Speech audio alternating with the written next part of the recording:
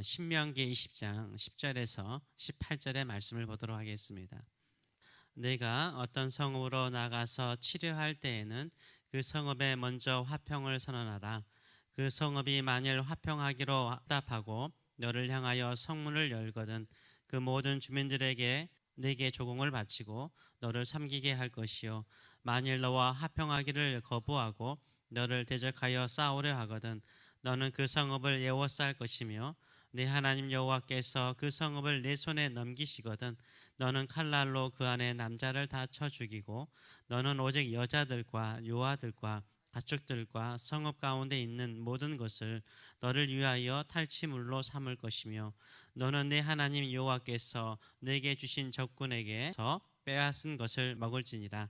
내가 내게서 멀리 떠난 성읍들 곧 이 민족들에게 속하지 아니한 성읍들에게는 이같이 행하려니와 오직 내 하나님 여호와께서 너를 기업으로 주시는 이 민족들의 성읍에서는 호흡이 있는 자를 하나도 살리지 말지니 곧 헷 족속과 아모리 족속과 가나안 족속과 브리스 족속과 히 족속과 여부스 족속을 네가 진멸하되 내 하나님 여호와께서 내게 명령하신 대로 하라. 이는 그들이 그 신들에게 행하는 모든 가증한 일을 너희에게 가르쳐 본받게 하여 너희가 너희의 하나님 여호와께 범죄하게 할까 함이니라. 아멘. 오늘 이 말씀을 가지고 텃밭에 잡초를 뽑으라, 텃밭에 잡초를 뽑으라 라는 제목으로 같이 은혜를 나누기로 원합니다. 이스라엘 백성들이 성읍을 공격할 때 전쟁의 대상을 두 종류로 나누게 하십니다. 가나안 땅 밖의 민족들과의 전쟁과 가나안 땅 족속들과의 전쟁으로 나누십니다. 첫 번째, 멀리 떨어진 성읍들이라고 15절은 표현하고 있는데요. 내가 내게 멀리 떠난 성읍들 곧 이 민족들에게 속하지 아니한 성읍들에게는 이같이 행하려니와 라고 말하고 있습니다. 이 멀리 떨어진 성읍들은 하나님께서 이스라엘 백성들에게 약속하신 가나안 땅 밖의 성읍들을 의미하는 것입니다. 가나안 땅 6개의 족속을 제외한 성읍을 점령할 때에는 그 점령하려고 하는 민족에 대한 대우 방식을 말씀하십니다. 이 민족과 전쟁할 때는 먼저 항복 의사를 묻는 것입니다. 화평이라는 것은 항복 의사를 묻는 것입니다. 항복하면은 조공을 받고 노무자로 삼으라라고 말씀하십니다. 그러나 항복하지 않고 대적하면은 남자는 죽이고 여자와 어린 아이들과 가축들과 그리고 그 성읍에 있는 모든 것들을 전리품으로 취하라라고 말씀하십니다. 이것은 어느 전쟁에나 있는 일반적인 전쟁 방식입니다. 그러나 먼저 화평을 요구함으로써 잔인한 학살, 잔인한 전쟁을 함부로 하지 못하게 하십니다. 둘째로는 가나안 6개 민족에게 속한 성읍들과의 전쟁을 말합니다. 하나님께서 이스라엘 백성들에게 약속하신 가나안 6개 민족의 땅을 정복할 때에는 호흡이 있는 모든 사람들을 다 죽이도록 하십니다. 왜냐하면 6개의 민족의 땅은 하나님께서 이스라엘 백성들에게 기업으로 주신 땅이기 때문입니다. 16절은 이렇게 말씀하십니다. 오직 내 하나님 여호와께서 내게 기업으로 주시는 이 민족들의 성읍에서는 호흡이 있는 자를 하나도 살리지 말지니 라고 말씀하세요. 왜 이 6개의 부족의 사람을 하나도 살리지 못하게 하십니까? 그 이유가 무엇입니까? 18절은 이렇게 분명하게 말씀하십니다. 이는 그들이 그 신들에게 행하는 모든 가증한 일을 너희에게 가르쳐 본받게 하여 너희가 너희 하나님 여호와께 범죄하게 할까 함이라 라고 말씀하세요. 가나안 족속의 죄악이요 아주 가증하고요, 이스라엘 백성들이 그들과 함께 살면은 이스라엘 백성들도 본받아서 하나님께 크게 범죄할 수 있다라고 말씀하세요. 그 정도로 그들의 범죄함이, 그들의 가증함이요 하나님이 보실 때는 참기 힘들 정도로 강력했던 거죠. 그래서 헷 족속, 아모리 족속, 가나안 족속, 브리스 족속, 히 족속, 여부스 족속을 진멸하게 하세요. 하나님께서는 진멸의 대상을 아주 한정적으로 정확하게 말씀하세요. 이 말씀 때문에 하나님은 너무 잔인하지 않으시나, 하나님은 너무 잔인하시지 않으시나 라고 오해하시는 분도 계십니다. 하나님께서 가나안 민족의 가증한 죄악을 오랫동안 참고 계셨음을 우리가 기억할 필요가 있습니다. 하나님께서 아브라함에게 약속하신 가나안 땅을요 아브라함 때 곧바로 주지 않았어요. 그들의 후손들에게 주신다라고 말씀하셨습니다. 그리고 그들의 후손들에게 곧바로 또 주지 않았죠. 아브라함 때로부터 약 650년 정도 지난 후에 가나안 민족을 심판하신 것입니다. 하나님께서 오랫동안 인내하고 참으신 거예요. 이 오래 참으신 하나님의 자비하심, 이 6개 민족에 대해서 더 오래 참으신 하나님을 기억하실 필요가 있습니다. 또한 다른 민족에게 이렇게 잔인할 정도로 진멸하라고 명령은 한 적은 없어요. 6개 민족으로 딱 제한하십니다. 왜 그렇습니까? 왜 하나님께서는 가나안 6개 부족을 진멸하라고 말씀하십니까? 그 땅은 이스라엘 백성들에게 기업으로 주신 땅이기 때문인 거예요. 기업으로 주신 땅이기 때문인 것입니다. 이해를 돕기 위해서 텃밭 농사로 설명을 좀 하도록 하겠습니다. 텃밭 농사를 지으신 분들은 다들 이렇게 행동하실 것이라고 생각을 해요. 봄이 되면은 우리가 작물을 심고자 하는 텃밭에 이미 잡초들이 자리를 잡고 있죠. 우리가 심고자 하는 작물을 심기 이전에 이미 텃밭에는 잡초들이 이미 자라 있어요. 자라고 있어요. 내가 텃밭에 심고자 하는 작물이 준비되기 전에는요, 텃밭에 잡초를 나오자마자 뽑는 사람은 거의 없습니다. 그러나 내가 심고자 하는 모종들이 딱 준비되면은 어떻습니까? 우리는 텃밭의 잡초를 뽑습니다. 밭을 정리하죠. 저도 텃밭의 잡초를 뽑을 때요, 아이고 불쌍해라, 너무 연하네, 이렇게 생각을 하고 잡초를 뽑아가지고요, 다른 곳에 옮겨 심은 적 없습니다.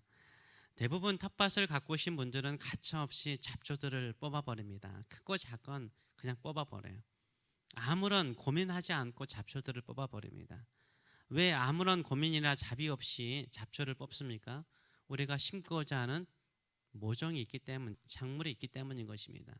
하나님께서 이스라엘 백성들을 하나님께서 준비하신 텃밭에 심기를 원하십니다. 그래서 그 밭에 있는 잡초들을 제거하신 거예요. 우리도 잡초를 제거할 때 아무런 자비도 없이 깨끗하게 제거하지 않습니까? 왜 이렇게 잡초만을 뽑아버립니까? 잡초가 내가 심는 식물의 성장을 막고 자라지 못하게 하거나 열매를 맺지 못하게 할 것이기 때문인 거예요. 이거 알기 때문인 거예요. 하나님의 백성인 이스라엘 백성들이 거룩하게 성장하고 거룩한 열매를 맺도록 잡초를 제거하신 것입니다. 그러나 우리는 텃밭 밖에 있는 수많은 잡초, 똑같은 종류의 잡초라든가 풀들은 뽑지 않죠. 텃밭 밖에 있는 건 안 뽑잖아요. 텃밭 밖에 있는 수많은 잡초들을 뽑지 않습니다. 하나님께서 모든 민족을 이스라엘 백성들에게 진멸하라고 명령하신 적이 없어요. 하나님께서 이스라엘 백성들에게 기업으로 주시는 땅, 가장 가증하고 가장 악하고 하나님의 눈에 보시기에 가장 잡초 같은 가나안 6개의 부족만을 제거하도록 하세요. 마치 텃밭 안에 모든 잡초를 제거하듯이요, 가나안 민족을 진멸하도록 하셨습니다. 우리가 텃밭 농사를 지으면서 잡초를 가차없이 뽑는 것을 이상하게 생각하는 사람은 없어요. 당연하게 생각을 해요. 가나안 땅에 하나님의 백성인 이스라엘 백성들을 심는 이 과정에 일어난 이 일에 대해서 우리가 이상하게 생각하실 필요는 없습니다. 이들은 하나님 보시기에요, 잡초가 아니었어요. 독초였습니다. 해로운 독초 같은 민족이었어요. 거기에 심으시는 이스라엘 민족뿐만 아니라 주변 민족들까지 완전히 타락하게 만드는 독초와 같은 존재들이었습니다. 그래서 제거하신 것입니다. 그러나 완전히 제거되지 않았던 이 독초가요, 나중에는 이스라엘 백성을 얼마나 타락하게 만듭니까? 얼마나 괴롭힙니까? 우리가 심은 작물이 잡초 속에서 파묻혀 죽어가는 것처럼요, 나중에 이스라엘 백성들이요, 타락해서 죽어가요. 결국 그 약속하신 기업의 땅에서요, 다 뽑히는 것을 볼 수가 있습니다. 우리 마음에 잡초 같은, 아니 독초 같은 지약을 뽑는 것을 주저하시면 안 돼요. 가차없이 뽑아버리셔야 돼요. 우리 마음속에 미움의 독초가 있습니까? 우리 마음속에 시기 질투의 독초가 있습니까? 우리 마음속에 우리가 절제할 수 없는 욕망이 있으세요? 뽑으셔야 돼요. 결국 그게요, 어떤 결과를 가져오냐면 나의 마음의 평강과 나의 삶의 괴로움을 줄 뿐만 아니라요, 우리 자녀들에게, 다음 세대들에게 동일한 그런 것을 물려주기 때문인 거예요. 우리 마음속에 있는 잡초는요. 아, 나는 어쩔 수 없어. 나는 인간인지라 어쩔 수 없어. 그러면서 내가 주저하잖아요. 내가 가차없이 뽑지 않잖아요. 그러면은 그게 우리의 마음뿐만 아니라 우리 주변 사람들의 마음까지요. 상하게 만들어요. 한번 생각을 해보세요. 내가 막 분노하고 화내고 짜증내고 시기 질투하고 뭔가 내 뜻대로 되지 않는다라고 막 분을 분출하고 주변 사람들까지 다 같이 해치는 경향이 많습니다. 우리 안에 잡초가 있습니까? 나는 어쩔 수 없어. 인간인지라. 이런 말보다는요. 나는 인간인지라 연약합니다. 그러나 내 안에 계신 성령과 함께 주의 거룩한 백성으로 살기를 원합니다. 거룩한 마음을 품기를 원합니다. 주의 마음이 내 마음을 다스리는 그런 역사의 삶을 살기를 원합니다. 라고 말하면서 예수 그리스도의 보혈의 은혜뿐만 아니라 성령의 능력을 의지하며 거룩한 백성으로 살아가시는 저와 여러분 되시길 축원합니다. 살아계신 하나님 아버지 은혜를 감사드립니다. 하나님은 단 한 번 하나님의 백성 이스라엘에게 가나안 땅 그들에게 기업으로 주신 땅의 독초와 같은 사람들만 제거하라고 말씀하셨습니다. 그리고 그들을 심으셨습니다. 나 그들의 마음속에는 그 모든 것을 가차없이 제거하기보다는 타협을 하였고 괜찮다라고 생각을 하였습니다. 자신들 시대에는 괜찮았지만 그 이후에 다음 세대에는 얼마나 큰 해악이 되었는지요. 하나님, 우리 마음속에 있는 시기 질투, 미움, 증오, 욕망 이 모든 것들 잡초같이 있습니다. 인간인지라 어쩔 수 없이 이런 생각보다는 이것이 내 마음과 나의 삶을 얼마나 괴롭히는지를 알기 때문에 십자가 밑에 내려놓고 우리의 죄악을 뽑아버리고 주의 거룩한 보혈로 정결한 마음과 거룩한 마음을 가지고 주님을 닮아가는 저희들의 삶들이 될 수 있도록 인도하여 주시옵소서. 우리 믿음의 성도들 하나님이 심으시는 거룩한 나무들이 될 수 있도록 축복하여 주시옵소서. 감사드리며 예수님의 이름으로 기도하옵나이다. 아멘.